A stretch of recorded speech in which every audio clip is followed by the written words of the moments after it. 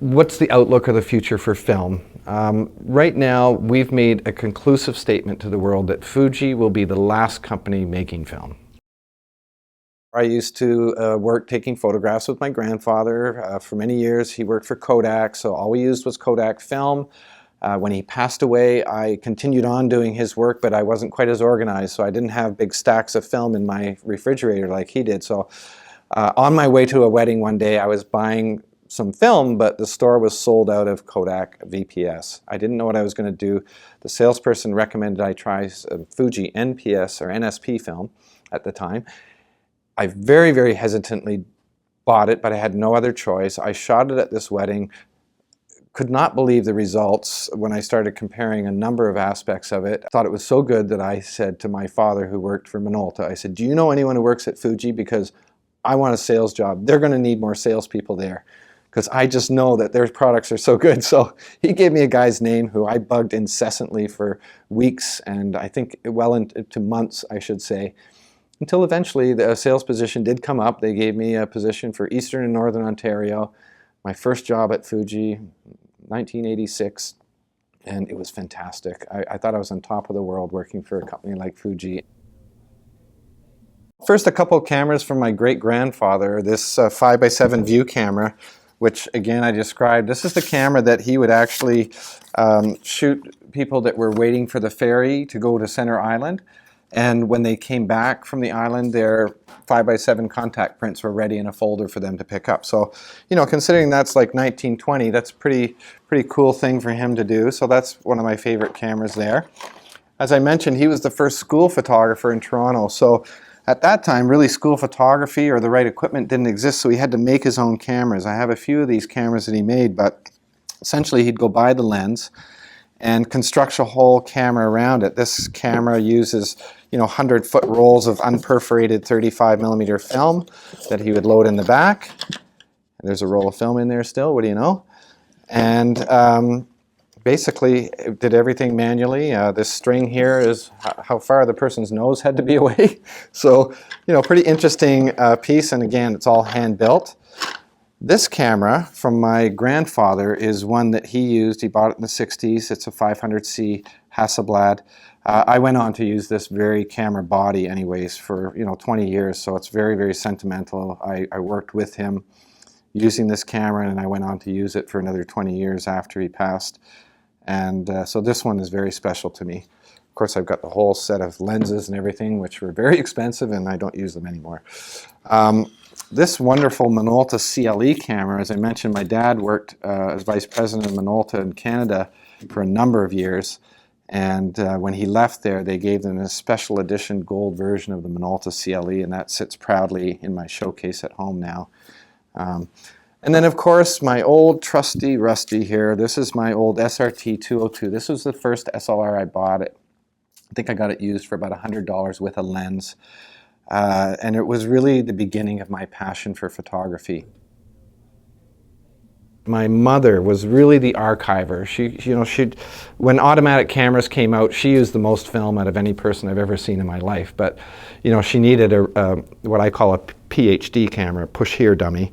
But when those cameras became available, it enabled people like my mother and other people out there. It's the mothers of the children out there that are really the inspiration for taking and archiving photographs.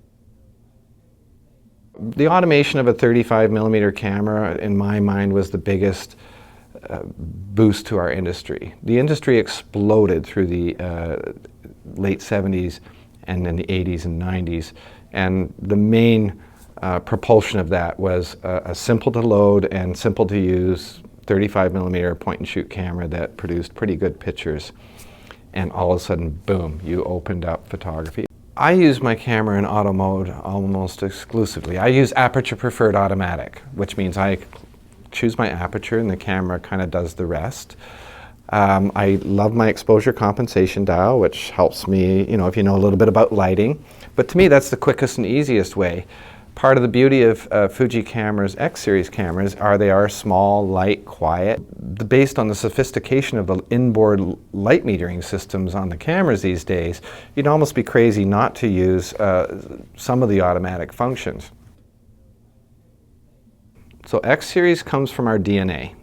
So from older camera designs, lens technology that we've always been using, and we've always been producing high quality lenses for the broadcast and the cine businesses and things like this. So we said if we take a good, honest attempt at not compromising quality and using, again, my grandfather had the same hands as I do, so the control, going back to dials and controls, you want to rule your camera.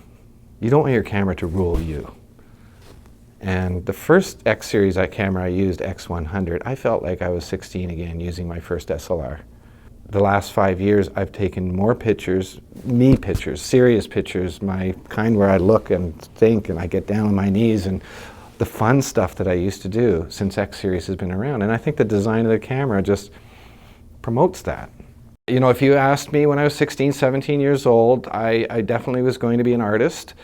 Then I discovered photography, then I was going to be a photographer. So by the time I was 20, I was at Ryerson in the program there. I didn't finish their 4-year program. I was too anxious to get out there in the world. He was the first school photographer in Toronto, so he was the first guy that would get out there and take pictures of individual students in classrooms. And also he used to do, I would say, you know, the olden version of event photography. He would take pictures of people getting on the ferry to go to the Center Island in Toronto, which was about the only thing you could do in Toronto back in the 1920s and 30s. But he would shoot them with a 5x7 camera. His grandchildren would take them on the streetcar back to his studio, process the film, contact print some 5x7s, and when the people came back from Center Island, there's their pictures waiting for them.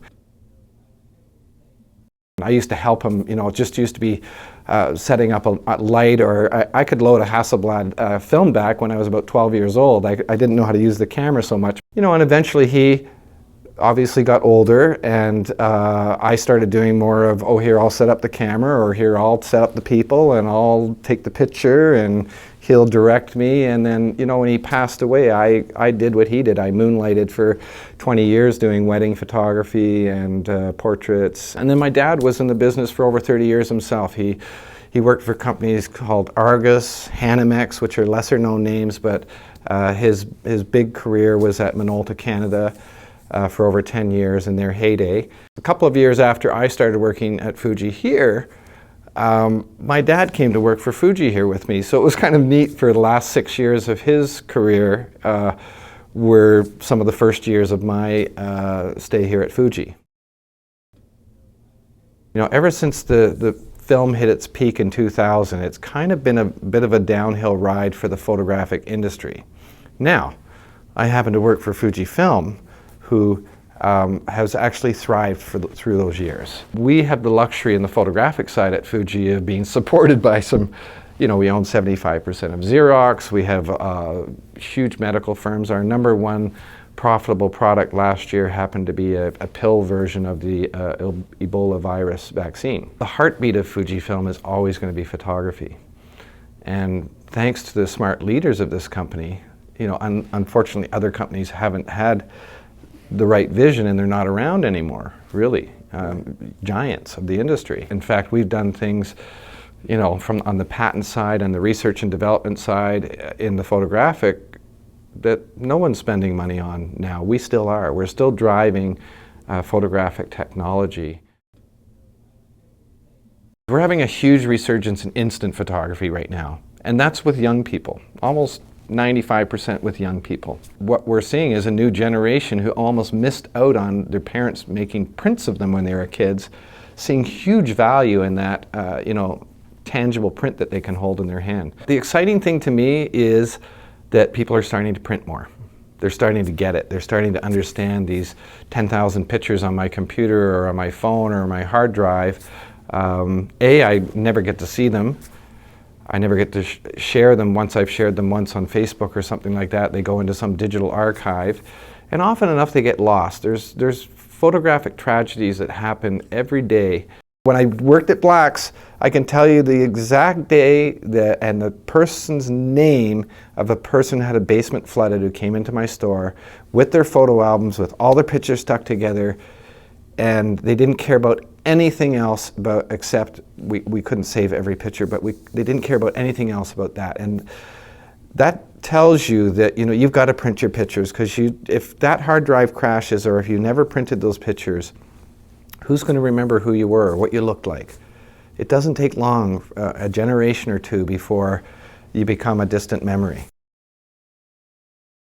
If I can pick one film camera, then I'd probably say the ST801, which was an SLR with a thread mount Fujifilm lens.